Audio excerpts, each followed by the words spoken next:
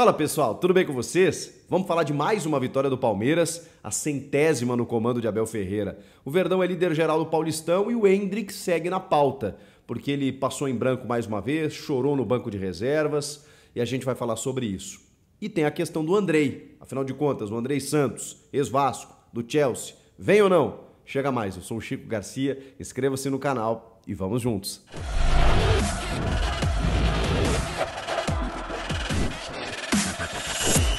Palmeiras venceu o Bragantino por 2-0 nesta noite no Allianz Parque, mais de 33 mil torcedores presentes acompanharam uma vitória por 2-0, gols de Rony e Breno Lopes. Um no comecinho do jogo, outro lá no final. Só que no meio disso, entre esses dois gols, o Bragantino chegou. Chegou, ameaçou, agrediu, fez o Everton trabalhar, provocou 22 finalizações. E claro que isso preocupa, né? Apesar da gente estar falando de uma equipe de Série A, o Palmeiras tem sofrido mais do que no ano passado. E tem um diagnóstico muito claro, né? O Palmeiras perdeu não só o Danilo, mas perdeu a dinâmica no meio-campo na medida em que ele precisou alterar o sistema, puxando o Zé Rafael para a primeira volância, né? Para a primeira função, e colocando o Gabriel Menino, que aliás fez um grande jogo. O Gabriel Menino fez um grande jogo, também defensivamente. É que o Bragantino é um time que tem jogadores muito rápidos no meio para frente. O Bruninho, esse jogador muito liso, impressionante, como deu trabalho. O Sorriso também, especialmente pelo lado esquerdo. O Arthur é um jogador que era um ponteirinho ali pelo lado esquerdo, mas agora é um cara muito mais leve, é o camisa 10 do Bragantino, pela qualidade técnica que ele tem. Até numa cobrança de falta, obrigou o Everton a trabalhar, e o Everton trabalhou bastante, viu? Em lances do Bruninho, em lances do Sorriso, em lances do Arthur. O Bragantino teve, digamos assim, mais presença de área do que o Palmeiras costuma estar acostumado, com perdão da redundância, né? Com o que o Palmeiras está acostumado, fica melhor assim. Porque realmente é uma equipe que tem qualidade também, é treinada por um português, o Pedro Caixinha, que chegou agora, tá implementando, né, um novo trabalho depois do Maurício Barbieri, que ficou boas temporadas aí no Bragantino. Mas enfim, o Bragantino deu trabalho e o que aconteceu com o Palmeiras? Mais uma vez ele soube suportar. Ele soube suportar diante de uma equipe difícil, né? Uma equipe complicada. A gente pode citar aí os clássicos e os jogos mais difíceis que o Palmeiras enfrentou no ano. O Flamengo tomou 3 gols, mas fez 4, né? 4-3 no final. Contra o Corinthians, na Neoquímica Arena, um jogo dificílimo. Virou o jogo, sofreu um empate, mas manteve a invencibilidade. Depois, contra o São Paulo, foi um 0-0 no Allianz Parque.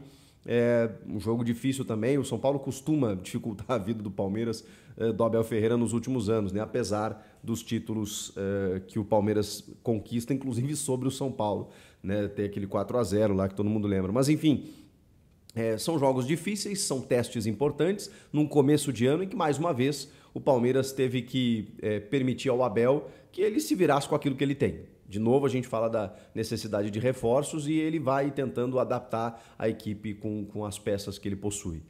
E aí tem a questão do Andrei, né? Eu ia falar mais no final do vídeo, mas como o gancho está agora, né? Porque a gente está falando da ausência do Danilo, eu acho que vale. Eu entendo o Palmeiras, para vocês entenderem o que está acontecendo, o que está pegando. Né?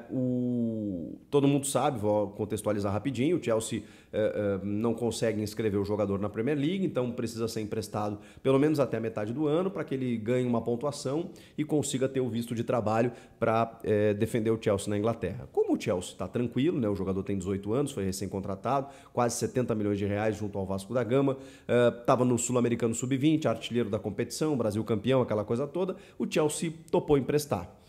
O Vasco tem uma prioridade nesse empréstimo para clubes brasileiros. E o Paulo Brax, que é o diretor executivo, manifestou o interesse de, não, a gente conta com o Andrei aqui, pode trazer.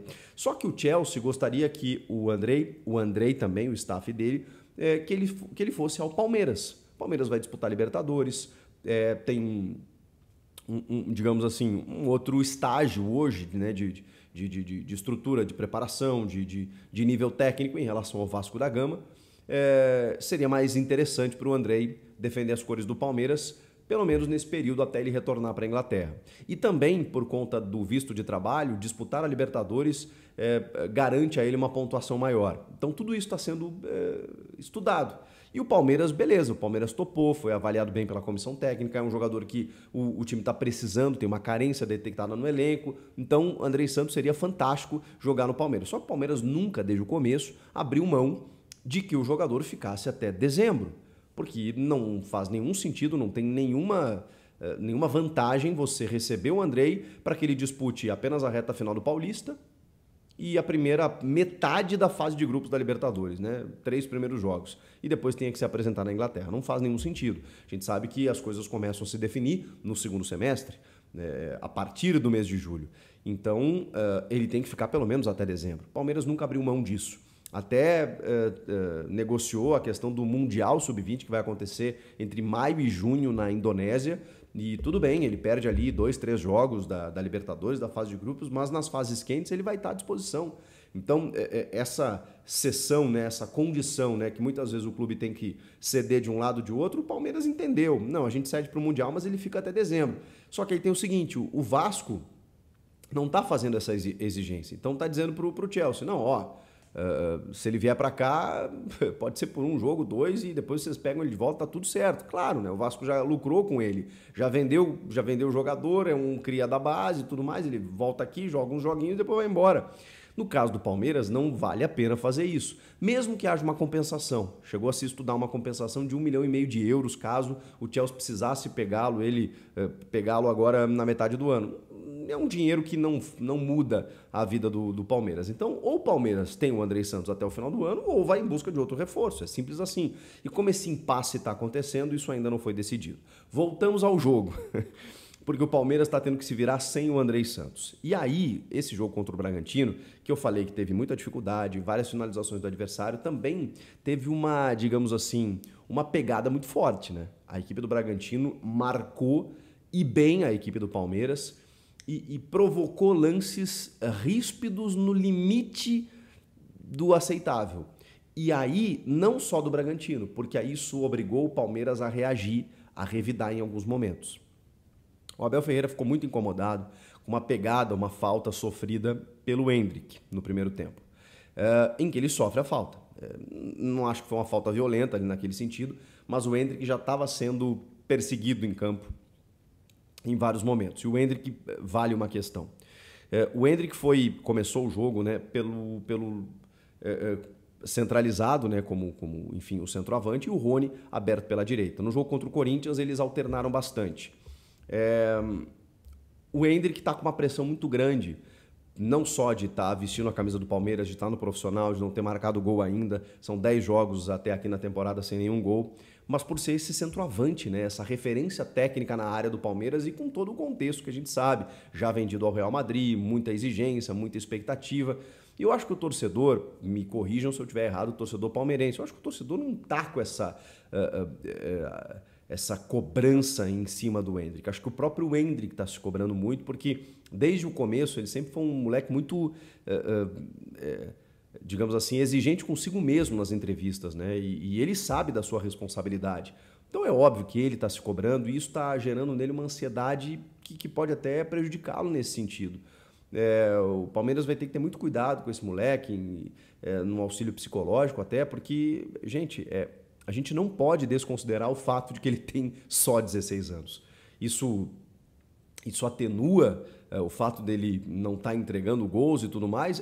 Na minha opinião, é óbvio. Para muitos pode não atenuar, para muitos ele tem que ser cobrado igual, porque ele está lá vestindo a camisa do Palmeiras. Tá bom, eu respeito, mas eu não consigo analisar o Endrick, cobrá-lo da mesma forma que a gente cobra um jogador de 28, 30 anos que já está no auge do seu amadurecimento, já é pai de família, já é arrimo de família, já, no caso o Endrick também né?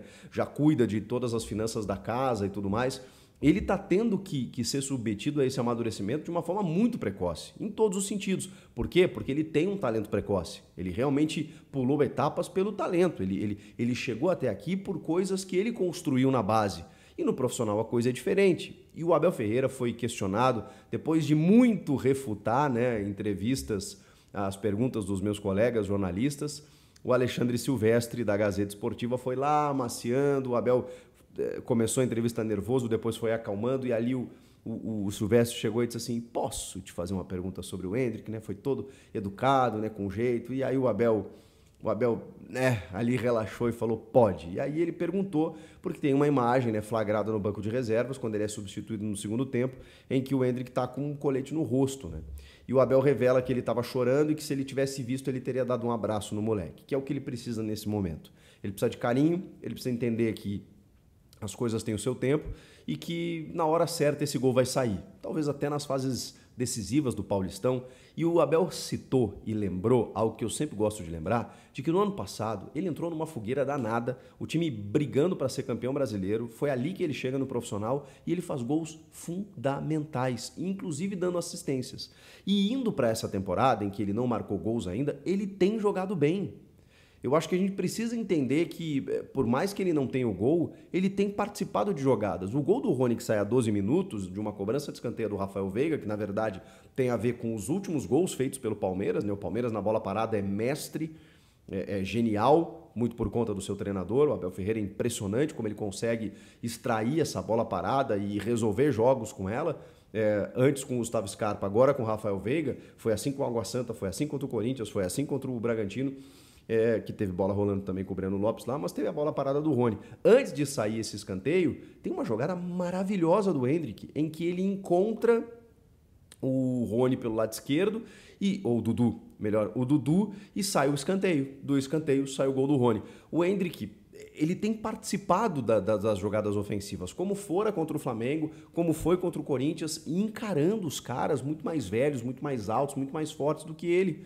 E até por conta dessa pancadaria que ele sofreu em vários momentos do jogo, ele deu uma revidada em algum momento, para muitos até para expulsão, mas ele recebe só o amarelo. Eu acho que não era um lance para vermelho, acho que ele chega duro na jogada, ele pega a bola ali, né? É quando dá um tumulto. E aí o Everton também correu um risco, porque ele dá um tapa no rosto do Matheus Fernandes, ex-jogador do Palmeiras. O VAR ali deu uma cochilada, porque senão teria expulsado o goleiro do Palmeiras, que nem tem esse perfil, né? Nem tem esse perfil, mas chegou ali no bolo e tal, e deu um tapa no rosto do Matheus. E depois, lá no finalzinho do jogo, também por conta dessa marcação forte do Bragantino, o Rony correu o risco de ser expulso, porque ele sofre uma falta do Natan e ele faz um movimento de deixar a chuteira, né, a trava da chuteira no peito do adversário. O VAR chama para expulsão e o árbitro mantém o cartão amarelo. O Rony, especialmente, para mim, tinha que ter sido expulso por conta daquele lance. O Rony, super cara de índole bacana, tudo certo, mas na hora, enfim, cometeu uma infração ali para vermelho, faz parte do jogo. E o Everton correu um sério risco. O Endrick eu não teria expulsado, teria advertido com cartão amarelo e deixado ele pendurado. E o Abel, até pensando nisso, talvez, tirou o Endrick do jogo, botou o Giovani, aí o time ficou um pouco mais agudo no segundo tempo, mas aí o jogo estava aberto, né? E o Bragantino, mais espaços, fez o Everton trabalhar, o Everton que acabou sendo eleito o craque do jogo. Enfim, foi um jogo assim difícil de ser vencido. E o que aconteceu? Mais uma vez o Palmeiras venceu. Então esses jogos vão dando cada vez mais casca a um time já cascudo, já amadurecido, que obviamente está pensando na sequência da temporada, nos jogos decisivos. Precisa contratar, precisa resolver essa situação das reposições, mas vejam só, o Breno Lopes saiu do banco de reservas e fez um belíssimo gol mesmo. Ele finta para o lado esquerdo, dispara um canhotaço no alto, em que o Cleiton não pôde fazer nada. O Cleiton, aliás, que acho que falhou no primeiro gol, né? Dá uma oscilada na saída, tudo mais, mas voltando ao segundo gol, um belo gol do Breno Lopes para o Palmeiras. Foi isso que eu vi do jogo. 24 pontos, líder geral, São Bernardo 23, os dois farão as quartas de final do Paulista, resta saber onde, né? Resta saber o mando de campo, por enquanto, no Allianz Parque. O que vocês acharam do jogo? Da entrevista do Abel, do Endrick, da arbitragem e tudo mais? Comenta aqui, inscreva-se no canal e eu volto na próxima. Tchau!